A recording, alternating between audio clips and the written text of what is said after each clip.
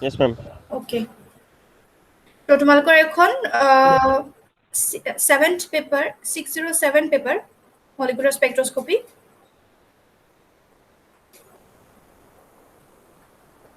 আৰু ফাৰ্ষ্ট ইউনিটটো হ'ল general principles of molecular স্পেক্ট্ৰস্কপি তো আমি প্ৰথমতেই জানিব লাগিব স্পেক্ট্ৰস্কপিনো কি আমি ইতিমধ্যে যেহেতু ইমানকেইটা সেমিষ্টাৰ তোমালোকে শেষ কৰিলা এইটো লাষ্ট সেমিষ্টাৰ হয় গতিকে কেমিষ্ট্ৰি বিভিন্ন ধৰণৰ যিখিনি এৰিয়া অফ ষ্টাডি প্ৰায়খিনি তোমালোকে পঢ়িবলৈ পাইছা গতিকে এইটো হ'ল এটা নতুন কিন্তু বহুতেই ইম্পৰ্টেণ্ট বা ইয়াৰ এপ্লিকেশ্যন থকা এটা এৰিয়া তো এইটোনো কি হয় প্ৰথমতে আমি জানিব লাগিব বা কিয় আমাক লাগে তো স্পেক্ট্ৰস্কপি হোৱাট ইজ স্পেক্ট্ৰস্কপি বুলি যদি কওঁ প্ৰথম আমাৰ আহিব একেবাৰে থুলমূলকৈ ক'বলৈ হ'লে it is the study of interaction of electromagnetic radiation with matter তো ইলেক্ট্ৰমেগনেটিক ৰেডিয়েশ্যন আৰু মেটাৰৰ মাজত যি ইণ্টাৰেকশ্যন হয় সেই তাক ষ্টাডি কৰাটোৱে হ'ল স্পেক্ট্ৰস্কপি এতিয়া কথা হ'ল ইলেক্ট্ৰমেগনেটিক ৰেডিয়েশ্যনটো ক'ৰ পৰা আহিব মেটাৰটোনো কি ধৰা হওক আমাৰ এটা মলিকুল আছে মলিকুলাৰ এটা চেম্পল আছে এটা মলিকুল নহয় কেইবাটাও মলিকুলাৰ যেনিবা এটা চেম্পল আছে আৰু তাত আমি কি কৰিম যিকোনো ধৰণৰ এমিটাৰ এটাৰ পৰা আমাৰ কিবা এটা আমি ইনষ্ট্ৰুমেণ্ট ইউজ কৰিব পাৰোঁ বা বিভিন্ন ধৰণৰ কিবা কম্পাউণ্ডৰ পৰা আমি কি কৰিম এমিটাৰ এটাৰ পৰা ইলেক্ট্ৰমেগনেটিক ৰেডিয়েশ্যন পাছ কৰিম ইলেক্ট্ৰমেগনেটিক ৰেডিয়েশ্যন আমি তাত ইনচিডেণ্ট হ'বলৈ দিম ইনচিডেণ্ট হ'ব কি ইলেক্ট্ৰমেগনেটিক ৰেডিয়েশ্যন এতিয়া ইলেক্ট্ৰমেগনেটিক ৰেডিয়েশ্যন মানে আমি জানো যে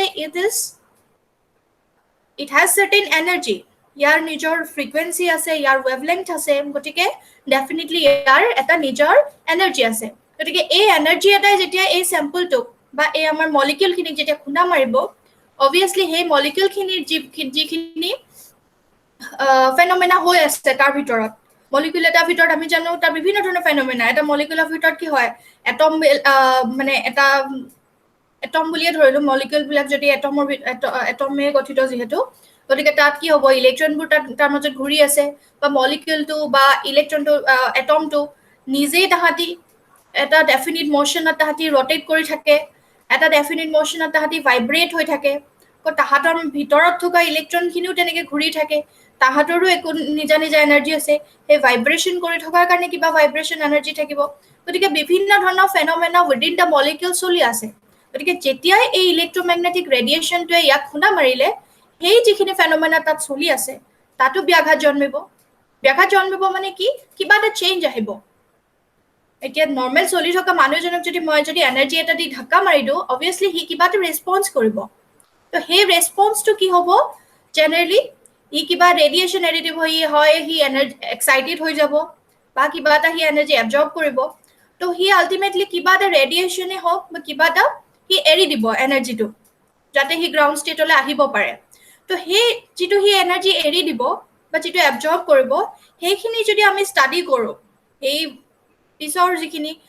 ইনচিডেণ্ট ৰেখিনি নহয় যিখিনি সি এমিট কৰিব সেইখিনি যদি আমি ষ্টাডি কৰোঁ বা কেতিয়াবা এমিট নহ'বও পাৰে এইটো মই জাষ্ট এক্সাম্পলৰ কাৰণে কৈছোঁ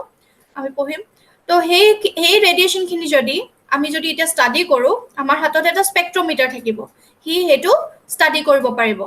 সি সেই ৰেছপন্সটো ষ্টাডি কৰি পেলাই সি কি কৰিব এইটো হ'ল ডিটেক্টৰ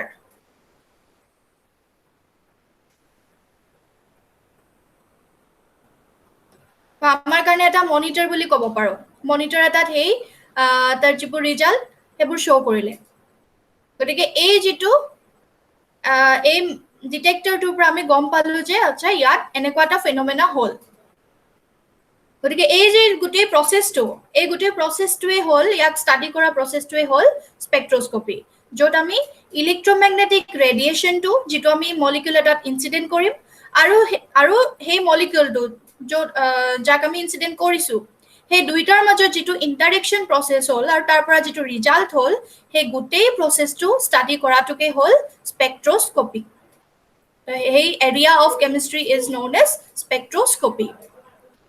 এতিয়া মই যে ক'লো এই যে ফেনমেনা হ'ল সেই ফেনমেনাবোৰ কেনেকুৱা ধৰণৰ ফেনমেনা হ'ব পাৰে প্ৰথম কথা হ'ল ই যদি আমাক ইলেক্ট্ৰমেগনেটিক ৰেডিয়েশ্যনে যদি আমাক কি কৰিছে যদি এনাৰ্জিৰে সৈতে যদি ইলেক্ট্ৰমেগনেটিক ৰেডিয়েশ্যন ইয়াক খুন্দা মাৰিছে খুন্দা মৰাৰ লগে লগে এনেকুৱা হ'ব পাৰে সেই এনাৰ্জিটো পাই পেলাই সেই এনাৰ্জিটো ই এবজৰ্ব কৰিব পাৰে এবজৰ্ব কৰি পেলাই এতিয়া যদি আমি ই এবজৰ্ব কৰাৰ পিছত যদি আমি সাপোজ আমি যিখিনি ৰেডিয়েশ্যন আমি ইনচিডেন্ট কৰিছিলোঁ আৰু যিখিনি এমিট হৈছিলে সেইখিনি যদি আমি ষ্টাডি কৰোঁ এমিটেড ৰেখিনি যদি আমি ষ্টাডি কৰোঁ দেখিম যে তাত দুই এটা ফ্ৰিকুৱেঞ্চি মিচিং আছে ই যে এবজৰ্ব কৰিলে দুই এটা ফ্ৰিকুৱেঞ্চিৰ ৰেডিয়েশ্যন সেই গোটেইখিনি মেগনেটিক ৰেডিয়েশ্যনটো এবজৰ্ব কৰিব নোৱাৰে তাৰে দুই এটা ধৰা ফ্ৰিকুৱেঞ্চি এই ৰেডিয়েশ্যনটোত বিভিন্ন ধৰণৰ ফ্ৰিকুৱেঞ্চি আছে বিভিন্ন ধৰণৰ ফ্ৰিকুৱেঞ্চি বেলেগ বেলেগ ফ্ৰিকুৱেঞ্চিৰ মানে ৰেডিয়েশ্যনেৰে এই ইলেক্ট্ৰমেগনেটিক স্পেক্ট্ৰামটো গঠিত হয় গতিকে তাৰে এটা বা দুটা ফ্ৰিকুৱেঞ্চিৰ ৰেডিয়েশ্যন সাপোজ আমাৰ এই মলিকিউলটোৱে এবজৰ্ব কৰিলে এতিয়া আমি যেতিয়া এমিট যেতিয়া সি কৰিলে পিছৰ ৰেডিয়েশ্যনখিনি তো আমি যেনিবা সেই স্পেক্ট্ৰমিটাৰটোৱে আমাক ডিটেক্ট কৰিলে যে এইখিনি ৰেডিয়েশ্যন এমিট কৰিছিলে আমি গম পাওঁ যে আমাৰ এমিটাৰটোৱেতো এইকেইটাও লগতে ইনচিডেণ্ট কৰিছিলে ইয়াতেতো আৰু দুটামান ফ্ৰিকুৱেঞ্চি থাকিব লাগে এইকেইটা কিয় নাই তো সেইকেইটা কিয় নাই বুলি আমাক ডিটেক্টৰৰ পৰা আমি যেতিয়া গম পালোঁ যে দুটামান ফ্ৰিকুৱেঞ্চিৰ ৰেডিয়েশ্যন ইয়াত মিচিং আছে তাৰমানে আমি গম পালোঁ যে সেই ফ্ৰিকুৱেঞ্চিটো এই চেম্পলটোৱে আমাক এবজৰ্ব কৰিলে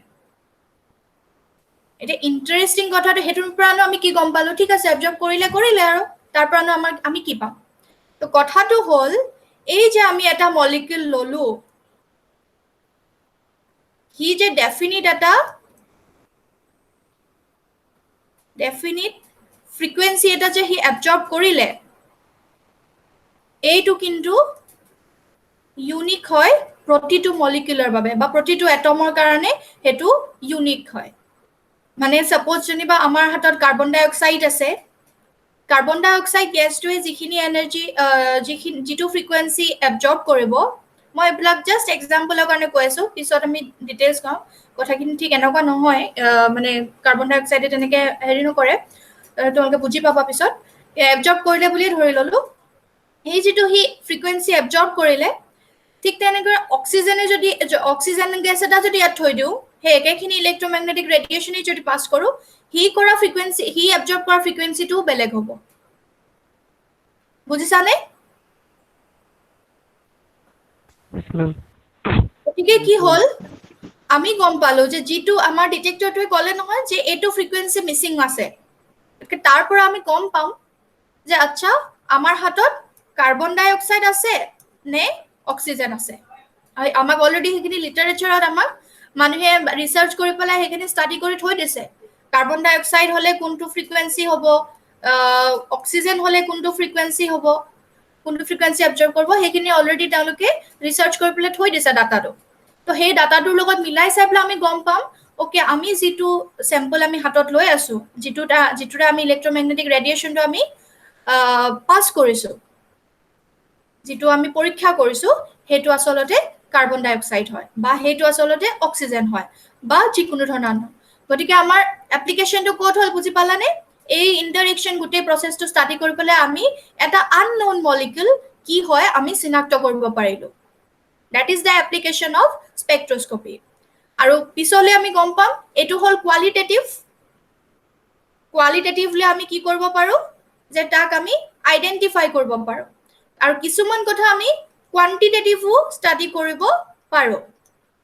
মানে ধৰা তোমাৰ কিমান ৰেডিয়েশ্যন সি এবজৰ্ব কৰিলে সেইটোৰ ওপৰত ডিপেণ্ড কৰি আমি সেই কম্পাউণ্ডটোৰ কনচেনট্ৰেশ্যন উলিয়াবগৈ পাৰোঁ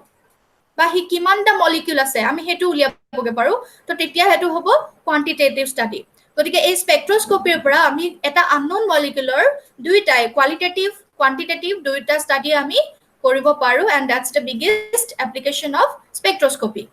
এতিয়া ঠিক তেনেদৰে মই এতিয়া এবজৰ্বশ্যনৰ কথা কৈ আছিলোঁ কেতিয়াবা সি এনেকুৱা হ'ব পাৰে আমি ইলেক্ট্ৰমেগনেটিক ৰেডিয়েশ্যনটো আমি পাছ কৰিলোঁ ইয়াত বিভিন্ন ধৰণৰ মিউটো যিটো ফ্ৰিকুৱেঞ্চি আছে তাত বিভিন্ন ধৰণৰ আছে মিউ1 মিউ2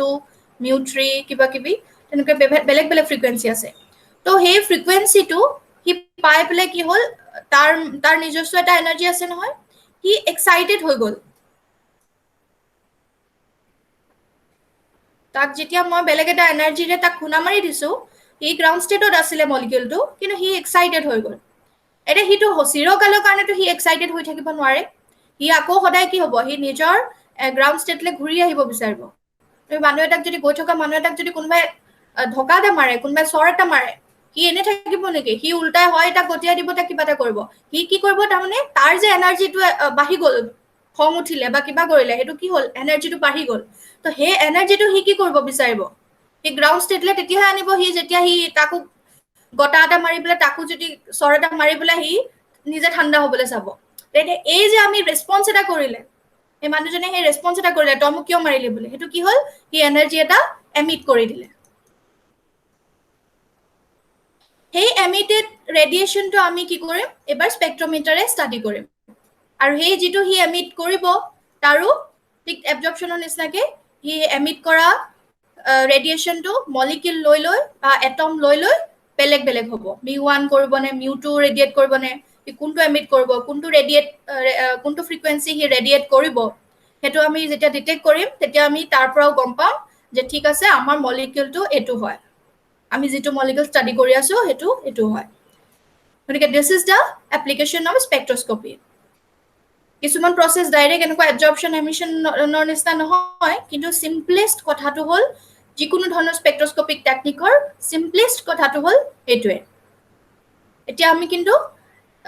বেলেগ বেলেগ ধৰণৰ স্পেক্ট্ৰস্কপিক মলিকিউল আমি ষ্টাডি কৰিম এইটো সেই একেখিনি কথাই মলিকিউলটো কি কৰিছে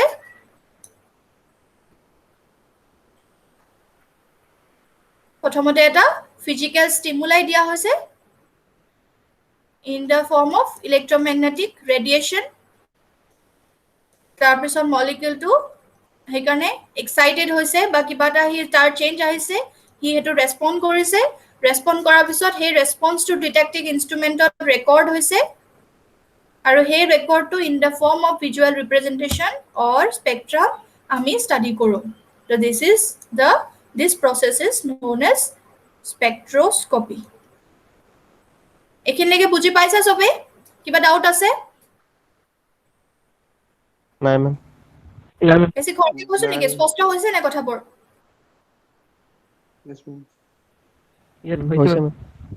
ওকে পাৰিলে তোমালোকে কপিবোৰত অলপ অলপ কিবা এটা হ'লেও লিখি যাবা তেতিয়া ক্লাছটো আকৌ পিছত মনত পেলালে সুবিধা হ'ব এতিয়া কথা হ'ল আমি যে ইলেক্ট্ৰমেগনেটিক ৰেডিয়েশ্যন বুলি কৈ আছো সেই ইলেক্ট্ৰমেগনেটিক ৰেডিয়েশ্যনৰনো কি হয় আমি কৈছো যে তাত বিভিন্ন ধৰণৰ ফ্ৰিকুৱেঞ্চিৰ ৰেডিয়েশ্যনেৰে সি গঠিত হৈছে তো সেই ফ্ৰিকুৱেঞ্চিখিনিনো কি বা তাৰ বেলেগ বেলেগ ৰেঞ্জ আছে একৰ্ডিং টু দিয়াৰ ফ্ৰিকুৱেঞ্চি বা ৱেভ লেংথ তাক বহুতখিনি ৰেঞ্জত ভাগ কৰি লোৱা হৈছে আমাৰ সুবিধাৰ কাৰণে সেইখিনি তো এইখিনি সেই ভাগকেইটা কি হয় এইফালৰ পৰা যদি চাওঁ এইখিনি কোৱা হয় ৰেডিঅ' ৱেভছ বা ৰেডিঅ' ফ্ৰিকুৱেঞ্চি বুলি কোৱা হয় ইনফ্ৰাৰেড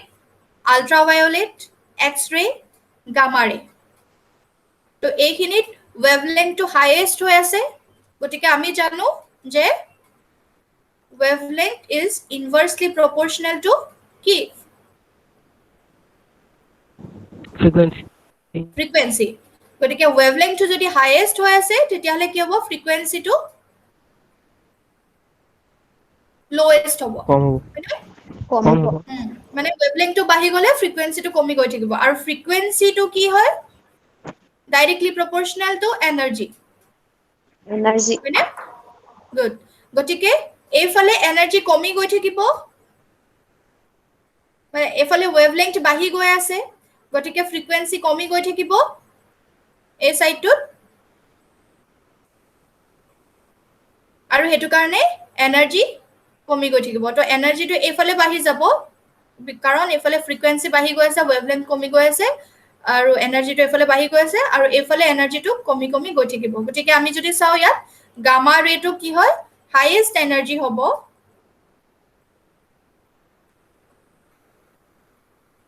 আৰু লোৱেষ্ট কি হয় wavelength lowest radio wavelength. wave. wavelength Okay. Right. আৰু এইটো সাইডে ঠিক উল্টা হ'ব কথাটো এটো হ'ব lowest energy আৰু highest wavelength. wavelength তো এই ৰেঞ্জ বিলাক তোমালকে মনত ৰাখিব লাগিব কেতিয়াবা হেই কোৱেশ্চনটোকে আহে describe the various electromagnetic radiation various ranges of electromagnetic radiation with their characteristic wavelength and frequency তো তেনেকে আহে গতিকে হেইখিনি তোমালকে অলপ ভালকে আনসাৰটো প্ৰিপেয়াৰ কৰি লবা কোৱেশ্চন চাবা আৰু এই যে ৰেডিও ওয়েভ বুলি কৈছো ৰেডিও ওয়েভ ইনফ্ৰাৰেড তেনেকে আহি থাকিলে আল্ট্ৰাভায়োলেট আৰু ইনফ্ৰাৰেডৰ ঠিক মাজতে যিখিনি আমি ভিজিবল বুলি কওঁ 400 টু ইয়াত 700 is actually 800 nanometer মানলৈকে আৰু এইটো 800 হ'ব চাগে 400 to 800 nanometerলৈকে হেখিনি কি কয় ভিজিবল লাইট বুলি কোৱা হয়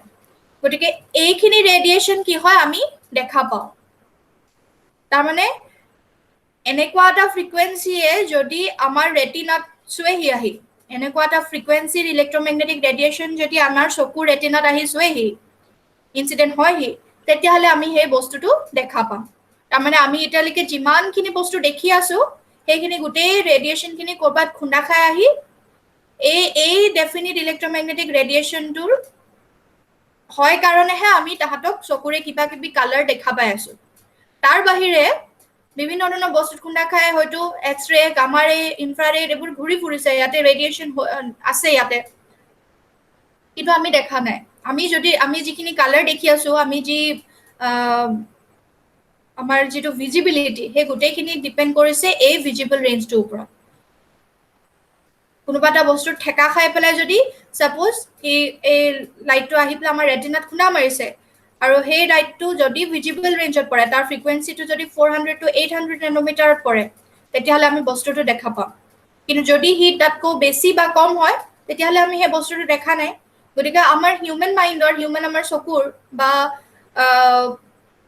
আমাৰ লিমিটেশন খুবেই কম আমি এই অকনমান ৰেঞ্জৰ কিবা এটা দেখিয়ে আমি বহুত কথা জাজ কৰি লওঁ কিন্তু একচুয়ালি গোটেই তুমি যদি ৰেডিয়েশনটোৰ কথা ভাবা তেনেকে কত কিমান ফেনোমেনা হৈ আছে যিবিলাক হয়তো আমি চকুৰে দেখাই নাপাওঁ গতিকে আমাৰ লিমিটেশনটো বহুতেই কম যদি এই কোন ভিজিবল ৰেঞ্জৰ বস্তু দেখি আমি আসলতে মানুহ হিচাপে আমি বৰ বেছি লম্পজম্প কৰি লাভ নাই হয়নে এতিয়া আমাক একানে নেচাৰে দেখায়ও দিছে আমাতকো কিছুমান এনেকুৱা প্ৰাণী আছে যি আমাতকো বেছি আনকি ইনফ্ৰাৰেডো দেখা পায় লিভিং সিস্টেমতে এনেকুৱা কিছুমান প্ৰাণী বা আছে যি আমাতকো বেছি দেখা পায় এনেকুৱা বহুত আছে এতিয়া আমি বাদুলিটোকে বাদুলি আমি জানো ৰাতি কেনেকে হি দেখা পায় হি এটো কম অতি শব্দ শুনা পায় বুলি কয়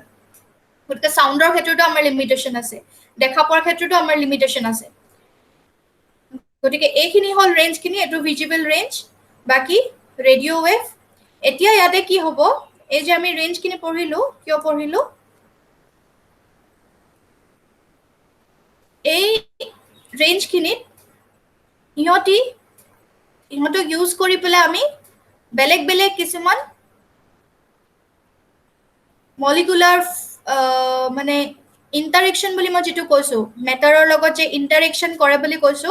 গতিকে বেলেগ ৰেঞ্জৰ ফ্ৰিকুৱেন্সিয়ে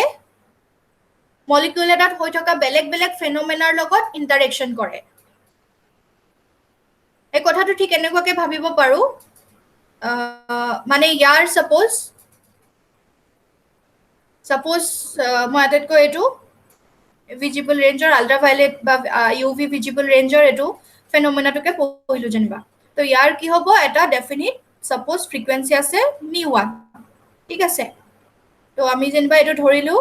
ধৰি ললো এইটো 300 নেনোমিটাৰ মই কৈছো 400 to 800 নেনোমিটাৰ হলে ই ভিজিবল ৰেঞ্জৰ পৰে গতিকে ধৰি ললো μ1 এটা আছে 300 নেনোমিটাৰ যেটো ইলেক্ট্ৰমেগনেটিক ৰেডিয়েশন স্পেক্ট্ৰামটোত প্ৰেজেন্ট আছে এতিয়া আমাৰ যে এটা আমি এটা এটম লৈ আছো সেই এটমটোত যেনিবা আমি হেতুৱে কি কৰিলো ইনসিডেন্ট কৰিলো গোটেই ইলেক্ট্ৰমেগনেটিক ৰেডিয়েশনটোকে আমি ইনসিডেন্ট কৰিলো কিন্তু আমাৰ যেটো ভ্যালেন্স ইলেক্ট্ৰন ট্ৰানজিশন হয় আমি জানো যে কেমিক্যাল ৰিয়েকচনৰ সময়ত কি হয় ভ্যালেন্স ইলেক্ট্ৰনবোৰ ট্ৰানজিশন হয় গতিকে আমি গম পাওঁ যে আমি ভ্যালেন্স ইলেক্ট্ৰনবোৰে ইথাৰ পৰা হিথালৈ জাপ মাৰিব পাৰে তো এই যে তাহাঁতি এটা গ্ৰাউণ্ড ষ্টেটৰ পৰা এটা ইলেক্ট্ৰনিক এটা ভ্যালেন্স শেলৰ পৰা তাৰ এক্সাইটেড ষ্টেটলৈকে যে হি যে জাম্প কৰিব পাৰে সাপোজ এইটো এটা ইলেক্ট্ৰন এইটো এটা হি ইলেক্ট্ৰনটো জাম্প কৰি পেলাই হি আলে গ'ল তো এই মাজৰ যেটো গ্যাপটো এইটো যেনিবা μ1 ৰ সমানে হ'ল এইটো একচুয়ালি μ1 নৰ সমানে হ'ল তেতিয়া আমি কম যে এই দুটা ফ্ৰিকুৱেন্সি এইটো μ1 আৰু এইটো μ1a এইটো কি ট্ৰানজিশনটো ইউজ হৈছে তো এই μ1 আৰু μ1a ইন্টাৰেক্ট কৰিব পাৰে ইন্টাৰেক্ট মানে কি আলটিমেটলি এবিলাক আৰু ওয়েভ হে তো ওয়েভ হৈ পেলাই তাহাঁতি যদি একেটা ৰেঞ্জতে হয় তাহাঁতি সুপাৰ ইম্পোজ কৰিব পাৰিব তাৰ পৰা আইডাৰ হি পজিটিভ হ'ব নিগেটিভ হ'ব কিবা কিবি কথা আমি এটাই শব্দ কম হেতু হল ইন্টাৰেকশন কৰিব পাৰিব গতিকে আমি কি বুজিলে এটো ক্ষেত্ৰত মই 300 ন্যানোমিটাৰটো উদাহৰণ দিছো কিন্তু আমাৰ যিমানবোৰ ভ্যালেন্স ইলেক্ট্ৰন ট্ৰানজিশন হয় তাৰ যেটো এনাৰ্জি গ্যাপ থাকে সেই গ্যাপটো জেনাৰেলি কি হয় ইউভি ভিজিবল ৰেঞ্জৰ ভিতৰতে থাকে মানে এনাৰ্জি গ্যাপটো জেনাৰেলি 400 টু 800 ন্যানোমিটাৰৰ ভিতৰতে থাকে গতিকে হি সদায় কি হয় এই ফেনোমেননটো যিখিনি এনাৰ্জি ইউজ হয় যিবিলাক ইলেক্ট্ৰোম্যাগনেটিক ৰেডিয়েশন বা হয় ফেনোমেনা সেইখিনি সদায় আমি আল্ট্ৰাভায়োলেট ভিজিবল ৰেঞ্জৰ লগত ইন্টাৰেক্ট কৰে আৰু হেতু কাৰণে এই ফেনোমেননটো ধৰা পেলাবৰ কাৰণে আমি যদি এই ডেফিনেটলি ইউভি ভিজিবল ৰে এটাৰে যদি আমি মলিকুল এটাক যদি আমি যদি ইনসিডেন্ট কৰিলে কি হ'ব আমাৰ এই মলিকুল এই ফেনোমেনাটোৰ লগত এই হি এবজৰ্ব কৰি পেলাই হি এক্সাইটেড হ'ব তাৰপিছত ট্ৰানজিশন এই ইলেক্ট্ৰনিক ট্ৰানজিশনৰ ফিলত হি আইডাৰ এনাৰ্জিটো এবজৰ্ব কৰিব নহলে বা এনাৰ্জিটো এমিট কৰিব কিবা এটা হ'ব জেনাৰেলি এবজৰ্পশন হয় ইয়াতে তো আমি সেই প্ৰসেসটো আমি ডিটেক্ট কৰিব পাৰিম কিন্তু যদি আমি সাপোজ আমি আইআৰ ৰেডিয়েশন এটা দিলো ইয়াৰ থ্ৰুদি পাস কৰিলো তেতিয়া কিন্তু হবনে বুজি পাইছানে কথাটো মই কি কৈছো এই যে ইলেক্ট্ৰনিক ট্ৰানজিশন এই যে দুটা আমাৰ ভ্যালেন্স ইলেক্ট্ৰন এটা আছে হি এটো গ্ৰাউণ্ড ষ্টেটত আছে আৰু হি এই ষ্টেটটোলে হি এক্সাইটেড ষ্টেটলে হি ট্ৰানজিশন কৰিব পাৰে আৰু ইহঁতৰ মাজৰ এনাৰ্জি গ্যাপটো হল মিউ যিটো সদায় ইউভি ভিজিবল ৰেঞ্জত পৰে এতিয়া যদি আমি ইউভি ভিজিবল ৰে এটা ইলেক্ট্ৰোম্যাগনেটিক ৰেডিয়েশনৰ ইউভি ভিজিবল ৰেঞ্জৰ ফ্ৰিকুৱেন্সি থকা এটা যদি ৰেডিয়েশনেৰে মলিকুল এটাক যদি এক্সাইট কৰো তাত যদি ইনসিডেন্ট কৰো তেতিয়া কি হ'ব এই ট্ৰানজিশনটো পসিবল হ'ব ট্ৰানজিশনটো পসিবল হলে হি কি কৰিব এনাৰ্জিটো এবজৰ্ব কৰিব ৰেডিয়েশন কিটা হি ইন্টাৰেক্ট কৰিব আইডাৰ এবজৰ্পশন বা হেৰি কৰিব ইন্টাৰেক্ট কৰাৰ কাৰণে আমি ডিটেক্টৰত হেতু ধৰা পেলাই আমি কি কৰিম হে কি মলিকুল হয় বা কি হয় আমি হেতু গম পাম কিন্তু হে একেটা কাম যদি আমি আইআর ৰেডিয়েশন এটা দিও তেতিয়া কিন্তু that energy is not enough to excite the electron to the excited state because কি হয় তাৰ ফ্ৰিকুৱেন্সিটো কম হয় ইয়াৰ এনাৰ্জিটো কম হয় হয়নে বুজি পাইছা নাই yes ma'am পাইছা নে পাইছো yes ma'am কাৰণ ইনফ্ৰাৰেডত এনাৰ্জিটো কম আছে হয়নে আমি হেতু আগতে পঢ়িছো গতিকে এই যেটো গ্যাপ আছে এই গ্যাপটো ইয়াৰ পৰা ইয়ালে এক্সাইট কৰিব কাৰণে আমাক ইউভি টো দিলেহে হে ফেনোমেনাটো দেখাব কিন্তু যদি কি হয় আমি যদি আইআর ৰেডিয়েশন এটা যদি পাস কৰো তেতিয়া হে তাৰ যেহেতু এনাৰ্জিটোই কম হেখন হি এই ইলেক্ট্ৰনটো এক্সাইট কৰিব নোৱাৰিব এক্সাইট যদি কৰিব নোৱাৰে তেতিয়ালে এই ট্ৰানজিশনটো পসিবল নহব ট্ৰানজিশনটোই যদি পসিবল নহয় ইন্টাৰেকশনই যদি নহয় তেতিয়ালে আমাৰ ডিটেক্টৰে একো কৰিব নোৱাৰে একো শো নকৰিব গতিকে আমি এই ফেনোমেনাটো বা আমাৰ যেটো পাৰপজ আছিলে মলিকিউলটো ডিটেক্ট কৰা আমাৰ এটো ফেইল হ'ব কিন্তু সেই একেটা ৰেডিয়েশন যদি ইউভি ৰে দিও তেতিয়াহলে কিন্তু হ'ব গতিকে কি হয় আসলতে এইখিনি ঠিক তেনেদৰে মলিকুলাৰ ৰটেশন শনত যিখিনি এনাৰ্জি লেভেল যিখিনি আছে ৰটেশন বুলি ক'লেওতো তাতো এটা এনাৰ্জি জড়িত হৈ থাকিব তো ৰটেশনাল এনাৰ্জি লেভেলছ থাকিব তাৰ যেটো এনাৰ্জি গ্ৰেপ হয় হেতু কিহৰ লগত মিলে মাইক্ৰৱেভৰ লগত মিলে মলিকুলাৰ ভাইব্ৰেশনৰ যেটো এনাৰ্জি গ্যাপ হয় হেতু ইনফ্ৰাৰেডৰ লগত মিলে ৰেডিও ওয়েভটো আকৌ কি হয় স্পিন ওৰিয়েন্টেশন আমি জানো যে এই যে আমাৰ প্ৰটনবোৰ আছে মই ভালকে এতিয়া এটাকে বুজাম তো সেই স্পিন ওৰিয়েন্টেশন অফ নিউক্লিয়াছৰ লগত এই ৰেডিও ফ্ৰিকুৱেন্সিটো মিলে ইনাৰ শেল ইলেক্ট্ৰনিক ট্ৰানজিশনৰ লগত এই এক্স-ৰেটো মিলে নিউক্লিয়াৰ ট্ৰানজিশনৰ লগত গামা ৰেটো মিলে গতিকে আমি এই এটা ফেনোমেনা আমি এটো ষ্টাডি কৰিবলে প্ৰতিটো ফেনোমেনা ষ্টাডি কৰিবলে আমি এই ডেফিনিট এটা ৰেঞ্জ অফ ইলেক্ট্ৰমেগনেটিক ৰেডিয়েশন আমি ইউজ কৰিম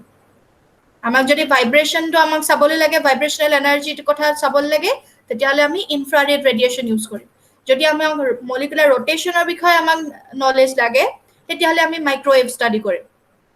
মাইক্ৰৱেভ ইলেক্ট্ৰমেগনেটিক ৰেডিয়েশন আমি পাস কৰিম বুজিছা কথাটো Yes, ma'am. Yes, ma'am. Yes, ma'am. Ma'am. কিবা কনফিউজন আছে যদি কোৱা মই এতিয়া মানে এটাকে গুটেকিটা কি হয় অকমান বুজাম ইয়াৰ আগতে কিবা কনফিউজন আছে যদি কৈ লোৱা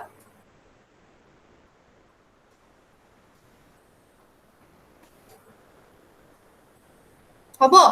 নেক্সট স্লাইডলৈ যাও Yes, ma'am. ওকে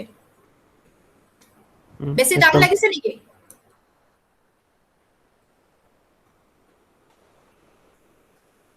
টান লাগিছে নেকি নাই লগা অলপ চাব লাগিব টান হয় কিন্তু লগতে ইন্টাৰেষ্টিংও হয়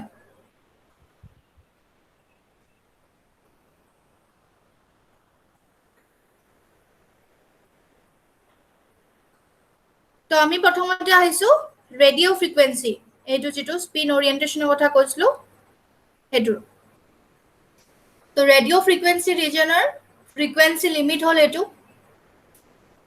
ওয়েভলেংথ হল ইমান এখিনি তোমালকে মনত ৰাখিবা মই ইয়াত লিখিছো কিন্তু তথাপি তোমালকে বুক এখনৰ লগত ক্ৰস চেক কৰি লোৱাটো ভাল হ'ব নহলে কেতিয়াবা কিবা ইয়াত প্ৰিন্টিং মিস্টেক থাকিব পাৰে আৰু মই খুব সম্ভৱ এখিনি ফ্ৰিকুৱেন্সি চাবৰ কাৰণে হে মেজলাৰ এণ্ড টাৰ্ম মই যিখন কিতাপৰ কথা কৈছিলো সৰি মেজলাৰ টাৰ্ম নহয় তোমাৰ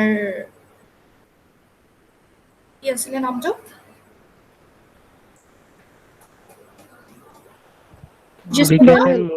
জিস্মিতা মই কিতাপখনৰ নামটো কৈছিলো যে কি আছিল Benwell. বেনৱেল তো বেনৱেলখন এতিয়া মোৰ লগত নাই সেইকাৰণে মই মানে চেক কৰিব পৰা নাই মই মোৰ কপিত কিবা লিখা আছে তেনেকে তাৰ পৰাই লৈছো গতিকে তোমালকে এবাৰ বেনৱেলৰ লগত পাৰিলে ক্ৰস চেক কৰি ল'বা আৰু এই বস্তুখিনি বেনৱেলৰ পৰা পঢ়িলে তোমালকে কনসেপ্টবোৰ অলপ বেছি ভালকে ক্লিয়াৰ হ'ব অলপ টান পাব পাৰা কিন্তু হলেও আৰু বিকেশনখন বিচাৰিবা তো এইটো হল ৰেডিও ফ্ৰিকুৱেন্সি ৰিজনৰ ফ্ৰিকুৱেন্সি লিমিট আৰু ওয়েভলেংথ আৰু এই ৰিজনটোৰ লগত কোনটো ফেনোমেনন এছ'চিয়েট হৈ আছে হেতু হল নিউক্লিয়াৰ স্পিন ৰিভাৰ্সেল তেতিয়া নিউক্লিয়াৰ স্পিন ৰিভাৰ্সেল নো কি হয় এতিয়া আমি জানো আমাৰ মলিকিউল এটাত কি আছে নিউক্লিয়াছ আছে নিউক্লিয়াছ মানে কি আছে তাত প্ৰটোন আৰু নিউট্ৰন আছে তো নিউট্ৰনটো বাদে দিলো যেনবা প্ৰটোনখিনি কথা যদি আমি ধৰো প্ৰটোনখিনি কি হয় পজিটিভলি চাৰ্জড হয়নে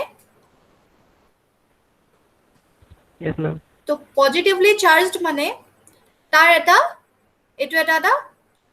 তাহাঁতৰ নিজৰ এটা ম্যাগনেটিক মোমেন্ট আছে তাৰ ডাইপল মোমেন্ট আছে তাৰ ম্যাগনেটিক মোমেন্ট আছে তো হিহতি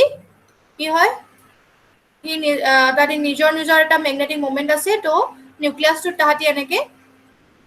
ঘূৰি থাকে মানে কি ৰেন্ডমলি অৰিয়েন্টেড হৈ থাকে যেনেকে তেনেকে আৰু থাকে আৰু তাহাঁতৰ কাবাৰ ডিৰেকশ্যনটো কাবাৰ এইফালে এনেকুৱাতে যদি আমি এখন এক্সটাৰ্নেল ম্যাগনেটিক ফিল্ড যদি মলিকিউলখিনি ওচৰত যদি আমি এপ্লাই কৰি দিও আমাৰ ইনস্ট্ৰুমেন্ট এটা আছে যেনিবা সেই ইনস্ট্ৰুমেন্টত আমি মলিকিউলটো প্লেস কৰি দিলো আৰু এই ইনস্ট্ৰুমেন্টত কি আছে এখন এক্সটাৰ্নেল ম্যাগনেটিক ফিল্ড আছে সেই এক্সটাৰ্নেল মেগনেটিক ফিল্ডখনৰ প্ৰেজেন্সত অহাৰ লগে লগে কি হ'ব ইহঁতৰটো নিজৰ নিজৰ সৰু সৰু হ'লেও নিজৰ নিজৰ এটা মেগনেটিক মোমেন্ট আছে আৰু এপ্লাইড মেগনেটিক ফিল্ডখনৰ আকৌ ডাঙৰ এটা মেগনেটিক মোমেন্ট আছে গতিকে তাহাঁতি তাৰ প্ৰেজেন্সত আহি কি ভাগ হৈ যাব কেইটামান আহি যাব হায়াৰ এনাৰ্জি কেইটামান আহিব লোৱাৰ এনাৰ্জি স্পিন ষ্টেটত protons aligned with the magnetic field দুটামান কি কৰিব তাহাঁতৰ মেগনেটিক ফিল্ডটো ইয়াৰ লগত এলাইন কৰিব একে হৈ যাব প্যাৰেলেল সৰুতে ফিজিক্সৰ সৰুতে নহয় এতিয়াও তোমালোকে ফিজিক্সৰ প্ৰেক্টিকেল কৰিছিলা মনত আছে চাগে কেনেকৈ মেগনেটিক ফিল্ড এখনত হেৰি কৰি থলে এনেকৈ এলাইন হয় বা কেতিয়াবা এনেকুৱা হয় গতিকে এলাইন হৈ যিকেইটা যাব সেইকেইটা হ'ব লোৱাৰ এনাৰ্জি স্পিন ষ্টেট আৰু কিছুমান প্ৰটন আকৌ কি হ'ব এন্টি এলাইন তাহাঁতি অপজিট ডিৰেকশ্যনত থাকিব এপ্লাইড মেগনেটিক ফিল্ডখনৰ লগত হেতু ডিৰেকশ্যনত নাথাকি পেলাই তাহাঁতি অপজিট ডিৰেকশ্যনত থাকিব তো তাহাঁতি কি হ'ব হায়াৰ এনাৰ্জি স্পিন ষ্টেট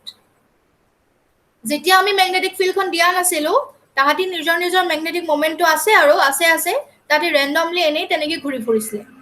যেতিয়াই এপ্লাইড মেগনেটিক ফিল্ডটো দি দিলো তেতিয়াই তাহাঁতি কনচিয়াছ হৈ গ'ল আচ্ছা তো সেই তাৰ ইফেক্টত দুটা মানে ডিসাইড কৰিলে তাহাঁতি এপ্লাইড মেগনেটিক ফিল্ডৰ এলাইন হৈ থাকিব তাহাঁতৰ লগত একে ডিৰেকশ্যনত থাকিব আৰু দুটা মানে ডিসাইড কৰিলে তাহাঁতি অপজিট ডিৰেকশ্যনত থাকিব ঠিক হ'ল এতিয়া যিকেইটা এলাইন হৈ থাকিলে তাহাঁতৰ এনাৰ্জিটো কম তাহাঁতৰ স্পিন এনাৰ্জিটো লোৱাৰ এনাৰ্জি স্পিন ষ্টেট তাহাঁতৰ স্পিন এনাৰ্জিটো কম আৰু যিখিনি হাই হ'ল সেইখিনি হ'ল বেছি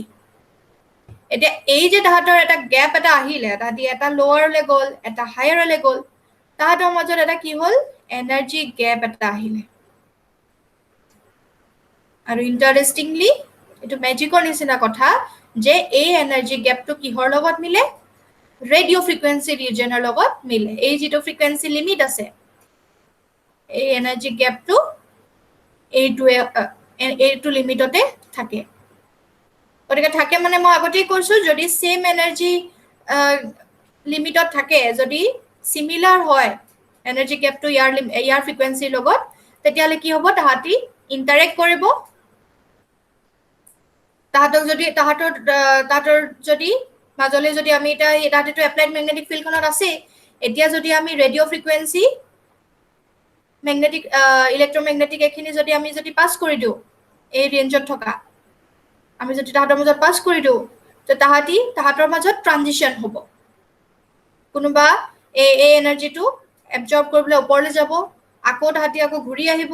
তো তাহাঁতি এমিট কৰিব এবজৰ্ব কৰিব এই ইণ্টাৰেকশ্যনটো যে হ'ব এতিয়া আমি কি কৰিম আমাৰ ডিটেক্টৰে এইখিনি আমাক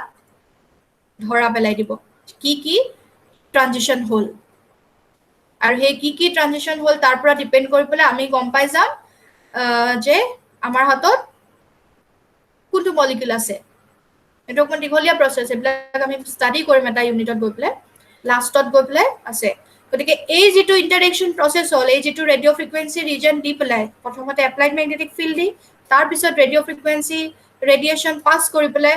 মলিকুলটোৰ মাজত আমি যিখিনি কাৰনামা কৰিলোঁ এই কাৰনামাখিনি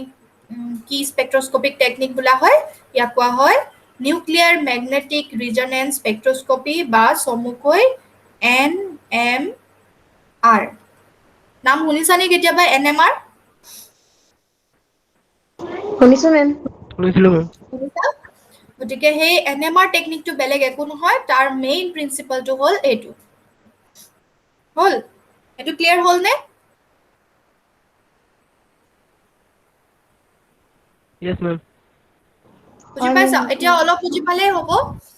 নেক্সট আমাৰ এটা ইউনিটে আছে NMR নামত আৰু অৰ্গেনিক পেপাৰখনতো এটা ইউনিট আছে অৰ্গেনিক স্পেক্ট্ৰস্কপি বুলি তাতো NMR কথাই আছে গতিকে যদিহে মই এইটো লাষ্টৰ ইউনিটটো মই পঢ়াওঁ তেতিয়াহ'লে একেলগে তোমালোকক ইনঅৰ্গেনিক আৰু অৰ্গেনিকৰ দুটা ইউনিট কভাৰ কৰিব পৰাকে দুইটা পঢ়াই দিম আৰু মানে সেইটো বেলেগ বেলেগকে পঢ়াবলৈ কোনো কথা নাই একেখিনিয়ে বস্তু যেতিয়া এইখিনিত এপ্লিকেশ্যনখিনি থাকিব অৰ্গেনিক স্পেক্ট্ৰস্কপিত আৰু ইয়াত আমাৰ থিয়ৰিটিকেল বেছটো বেছি থাকিব কিন্তু একেখিনি কথাই গতিকে এইটো হ'ব আমাৰ লাষ্ট ইউনিটটো আমি পঢ়িমগে নেক্সট আহিলে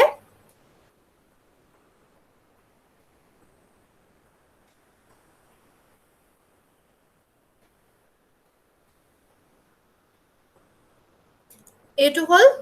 মাইক্ৰৱেভ ৰিজন মাইক্ৰৱেভ ৰিজনৰ ফ্ৰিকুৱেঞ্চি লিমিট কিমান এইটো 3 into 10 to the power 10 to 3 into 10 to the power 12 hertz আৰু wavelength এইখিনি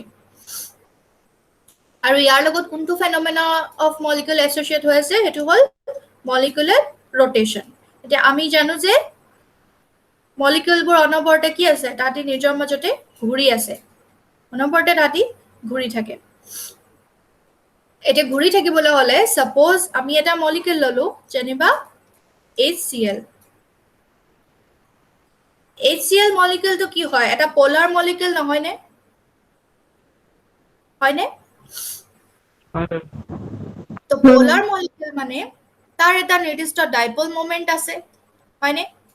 ক্লোৰিনটোৱে যেহেতু ইলেক্ট্ৰনখিনি এফালে টানি থাকে গতিকে আমি আগতে এইবিলাক পঢ়িছো পোলাৰ মলিকিউল এটাত কি হয় আমি ডাইপল মোমেন্ট জুখিবও লাগিছিলে গতিকে এটা নিজৰ তাৰ ডাইপল মোমেন্ট আছে তাৰ নিজস্ব এটা চাৰ্জ আছে ঠিক চাৰ্জ নহয় এটা ডাইপল মোমেন্ট বুলিয়ে কয় এতিয়া যদি আমি যেহেতু কৈছো যে মলিকিউলটো নিজৰ মাজতে ঘূৰি থাকে মলিকিউলটো ঘূৰি থাকে মানে কি এই ডাইপল মোমেন্টটো ঘূৰি থাকে এটা ডাইপল মোমেন্টটো যেতিয়া ঘূৰি থাকে আমি জানো যে যিকোনো ধৰণৰ চাৰ্জড পাৰ্টিকল ডাইপল মোমেন্টটো এটো কি হয় চাৰ্জ সেপাৰেশন হয় এফালে অক পজিটিভ চাৰ্জ আছে আৰু ডেল পজিটিভ এফালে ডেল নেগেটিভ